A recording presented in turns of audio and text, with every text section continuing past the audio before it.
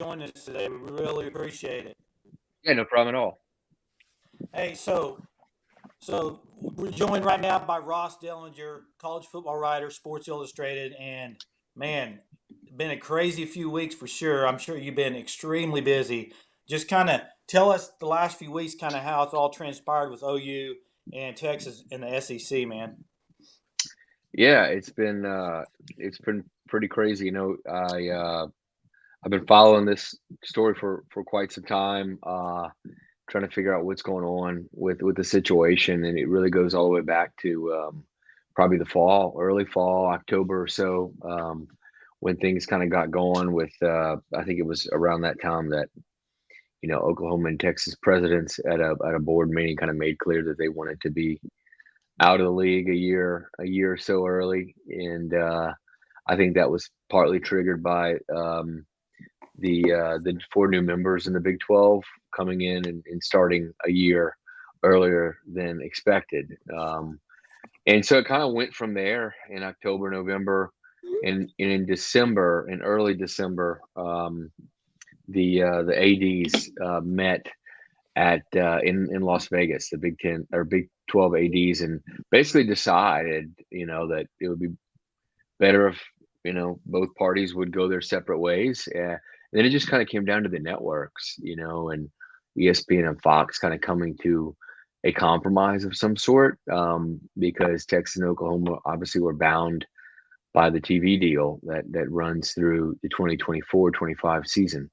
So they had to get through that, and there were some snags in that, and there was a couple reports, I think a week before the news broke that they were leaving early. There were a couple reports that they weren't leaving early, Mm-hmm. and I think that goes back to just some snags that happen in negotiations, and it's the way these things go. You have two entities that don't like each other very much in Fox and ESPN, and they had a couple of breakdowns or snags in the talks, and they step away for a little while, and they come back, reconvene, and get the deal done, and that's kind of what happened. So yeah, it's been quite a long saga to follow, and I actually thought it was going to go on for several more weeks. The resolution came quicker than I had imagined. I thought it would more so be like into March, even April. So they got it done quickly. Yeah, with Ross, with the scheduling in the SEC now adding OU and Texas, just kind of what have you heard about how that's going to look, or how do you think that's going to look schedule wise? Yeah, yeah. So I think they'll probably eventually go to 9 conference games. For years, the SEC's been at 8, but I think the only real thing holding up the decision to go to 9 is, will ESPN give them additional revenue for the additional inventory? It'd be a ninth Mm-hmm. conference game will be, um, that'll be a lot more. I think it'll be what, eight more games Mm-hmm. in total, and that's 8 more SEC versus SEC games. So those are very valuable, and I think SEC administrators would like additional revenue for the additional inventory. So the question is, will ESPN give additional revenue? I think the thought is they will, and if they do, I think you'll see the SEC go to 9 games, and then comes the decision on how to what the format will be. Which I think if they go to 9, it'll be the 3-6 model. So you have 3 permanent opponents, and you have 6 rotational opponents, and it's a good model because what it does is allows each team to play every other team in the league once every 2 years, and twice every 4 years, home and away. So it's a good setup. I think the next thing would be to who are the 3 permanent opponents for each team, which can really be um, a tricky situation, and one that I'm sure will rile up several fan bases on who are permanent opponents. And I took a guess at it. I had a story posted last week, and I just really took a guess at it. I think they're probably going to base the selecting the 3 permanents on 3 things. One, the geography and how Mm-hmm. close teams are to one another. 2, on the primary and secondary rivalries that exist right now, and then 3, on equity and fairness. And The SEC, you could really kind of split the SEC into two groups, a top and a bottom, based on revenue, just as far as money, athletic budgets and historic success. So you kind of got a top in the league and you kind of got a bottom, and they're going to pair probably based on trying to keep those fair. So if you're a team in the top of the league, which OU I think would be considered in that top eight, you'd play two top eights in one bottom for your permanent opponents. And if you're in the bottom, you'd probably play two bottoms in one top. So I think that's how they're going to split it up. Like I said, I took a jab at it, and usually picking the first two permanents is easy. It's the third that gets tricky, because the first two permanents usually are a primary and secondary rivalry. And I think, like for OU, I had Texas, of course, primary rivalry, and I had Missouri, being the border state in the old kind of Southwest Conference and all that stuff. So old Big 12 like rival, being the secondary. The third is again the issue, and I had Florida in there, and that seems like an odd matchup. But if you split the league up in the two halves, and you go through that process that I just said about being fair and giving the top two and the bottom two and all that stuff, you end up with a situation where Oklahoma has to play another top team. They get Texas in the top, and they get Missouri, who's in the bottom kind of eight. Got to play a top team, and you start getting eliminated. You start eliminating a lot of teams when you start doing this. And Florida was the one that kind of was out there. And now none of this is set. This is just kind of a guess for me, but I would pretty strongly guess that Oklahoma will have Texas in Missouri, and then it's just kind of who number three is. Yeah, Ross. A few years ago, Texas A&M refused to play Texas in a bowl game. Have you heard anything about like A&M like not wanting to have Texas in their schedule every year, or OU even? Well, I think it's pretty much been public that A&M in the first place, didn't want Texas into the SEC. They were pretty clear on they wanted to be the only team from Texas in the SEC. So if we take that, we probably can tether that to the fact that they probably don't want to play Texas every year. As a few SEC officials have told me, if you invite Texas in the league and don't play Texas and Texas A&M every year, what are you doing? So I think we're going to see Texas in Texas A&M play every year. They'll be in their, Texas A&M might fight about it, might push back against it, but I think we're going to see that happen every year. And it's because it's a few reasons, but college sports has become a lot about money in big time matchups, and that is a big time matchup that ESPN would be drooling over, I think, every year to broadcast. Yeah, and you've covered a lot of SEC football over the course of your career. You're Mississippi State alum, covered LSU a few years ago. So what are your honest thoughts on how OU is going to do in the conference? Well, I think my thoughts right now would be a little different than they were this time last year, given this past season and Lincoln Riley leaving and all of that.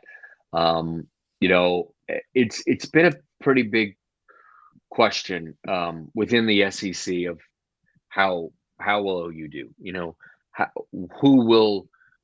What current SEC team will OU be kind of closest to when it comes to success in the conference? I think some people would say in Arkansas, which OU fans probably wouldn't like, because Arkansas, is kind of up and down, 5-7 to 8-4 sort of thing, and that's not what OU has historically been okay with. Some people would say Auburn. Some people might even say LSU. I don't know who they'll be, and it'll be interesting to see what will happen there, because I know that they have plans maybe to they know that they're going to need to enhance things, whether it be facilities or their athletic budget, to kind of before this move is made. So I think those things are important. I think the SEC money, when it starts coming in, will certainly help them get to a good point.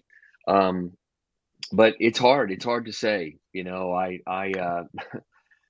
I would guess that OU fans would hope that they would keep a similar success rate that they've had in the Big 12, really before this past season. But that's going to be really hard. I mean, it's going to be much harder to go 11-1 and 12-0 in the SEC. It is, and it's going to be really interesting to see how both do, because we know that Texas has gone 10, 12 years without having really consistent high level success in the Big 12. So it'll be interesting to see how they'll handle the move as well. Yeah, we've talked about the OU and Texas to the SEC going on in 2024, which there's a lot of changes to college football in 2024. You talk about USC and UCLA to the Big Ten, and then the 12-team playoffs. So I just kind of wanted to get your opinion on like the changes in college football. How do you think those will impact the game? And then specifically the 12-team playoff. Do you think this is a really good change for college football? Well, yeah, I mean, the expansion was necessary for a lot of reasons. More inclusion. We still might have the same teams in the championship game, and we might have the same champions. It might be Alabama, Clemson, Georgia, Ohio State. It might. But when you expand the playoff, it does a few things. It includes more people, first of all. It gives goals to teams that didn't have that goal when they started the season. I mean, basically, if you're a group of 5 team, which is roughly half the FBS, when you start a year, you pretty much know you can't make the championship game. One team has made the playoff in 9 years. And if you go back to the BCS, again, one group of 5 team has made it in 25 years. So it gives hope to those teams, because they're going to have a guarantee at least one spot, if not a couple. They're champions of basically the best group of 5 team will be in every year. So it just includes a lot more teams, and that's important. And there's a pretty interesting stat. I think most NCAA sports, their postseason tournaments or championships incorporate roughly anywhere from 10 to 20% of the overall teams in that sport. And a 14 playoff incorporated about 3.5% of football teams in the FBS. And with a 12 team, you raise that to more around 10%. And you give a little more. And that was an important statistic used for the committee when they expanded. And so for all those reasons, expansion was necessary. And then it obviously gives us, even though again we might have the same teams in the end, it gives those teams a harder road to travel and get to that point. Right now they have to win basically one game to get to the title game, and then this new one they'll have to win at least 2, if not 3, depending on if they get a bye or not. So it just gives us more exciting games too. And again, it goes back to money. The CFP right now, 14 CFP is worth anywhere from $500 to $700 million. A 12-team playoff could be worth as much, they think, as $1.5 billion. And that's huge too. Yeah, Ross. Once again, thanks for joining us. But as you look at the 12-team playoff and the current SEC teams, do you maybe have a current SEC team or OU in Texas that maybe this could affect the most by helping the recruiting and other stuff? Like with the expansion, Yeah. What the impact of the expansion of the SEC? Everybody was the way they formatted the format of the expansion is in a way where you can't have too many teams from one league, just because they have 6 automatic qualifiers for the champions, and then you have 6 at-larges. So the most from one league you'd think you'd have would be a champion and probably 3 at-larges. So it would be 4 teams. And there's going to be if you look back historically, the SEC and the Big Ten there would be years where they would have 3 and maybe 1 or 2 years where they would have 4 teams in the CFP.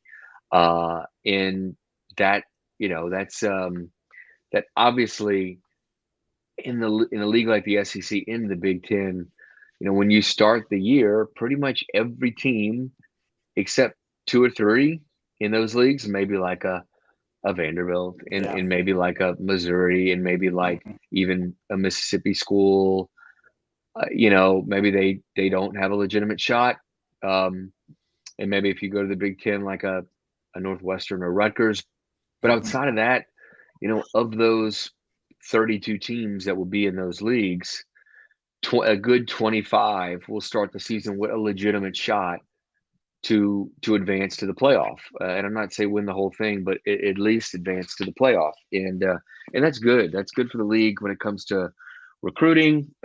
It's good for the league when it comes to revenue and stuff, because we're going to see with the revenue model, the new revenue model that'll probably be coming out with the CFP, is that the more teams you have in, for each team, you get more money. The conference gets more money. So it's good for the conference as a whole. So if you're in the SEC and you're in the Big Ten, it's a good thing.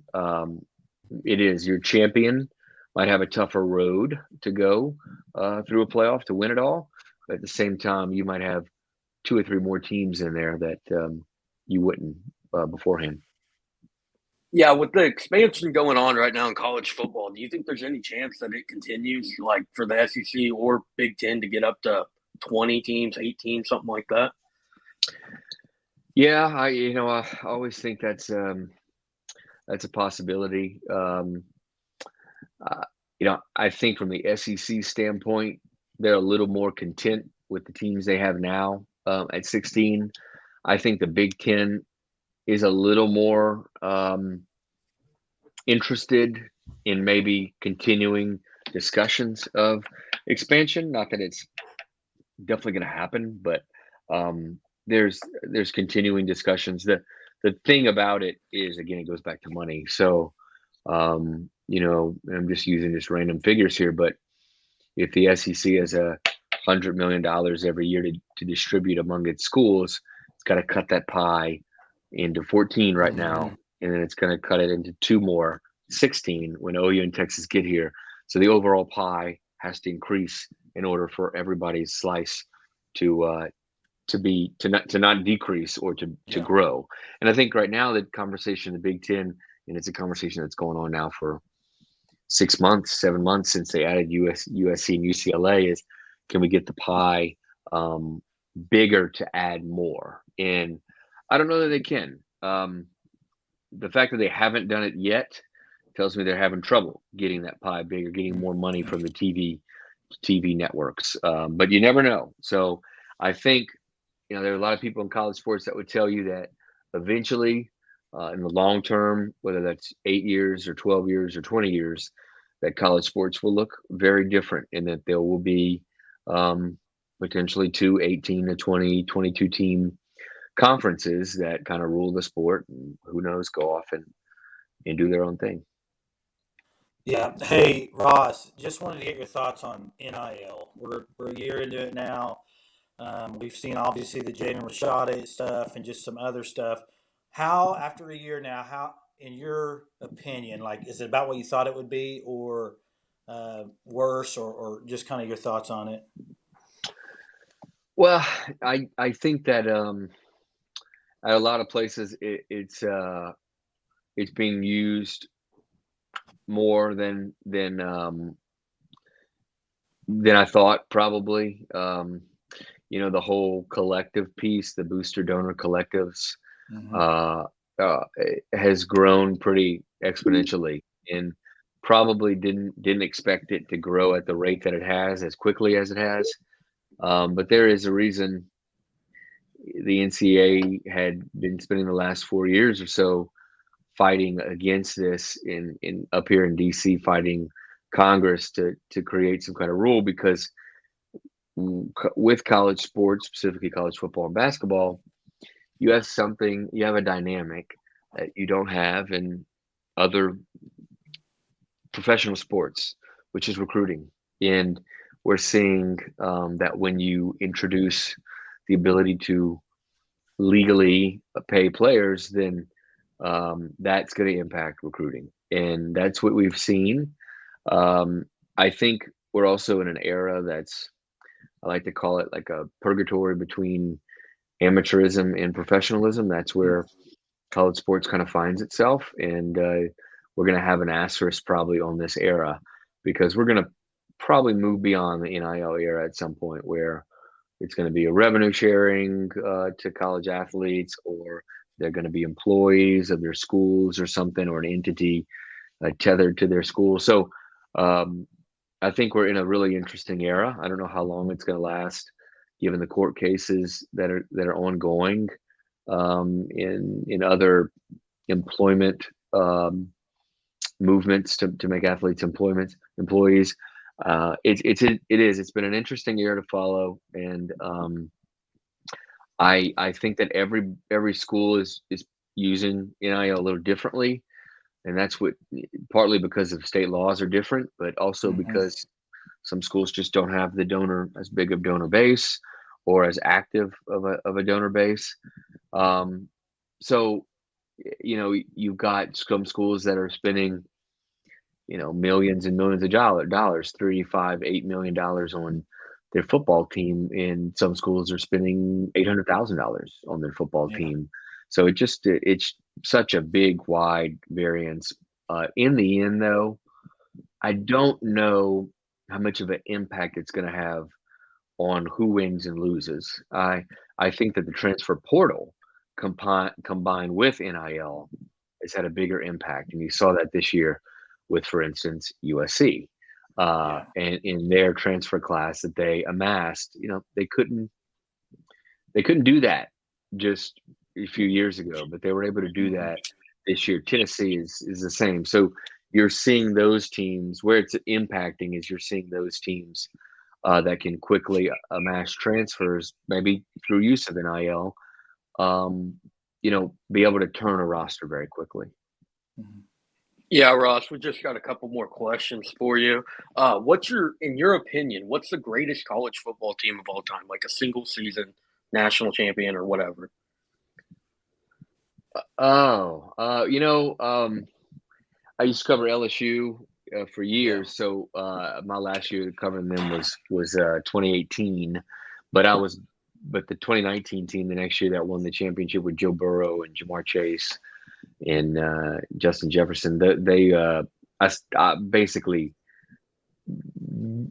covered that team like a beat writer about when we kind of knew where that team was going, and that was fun to cover that team. They were incredible, and it's hard not to say them. It's kind of recency bias, but you see what those players are now doing in the NFL, and it's pretty incredible.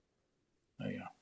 Yeah, Ross. So, who is like the greatest player you ever covered in the SEC throughout your time covering it? I tell people this story a lot. I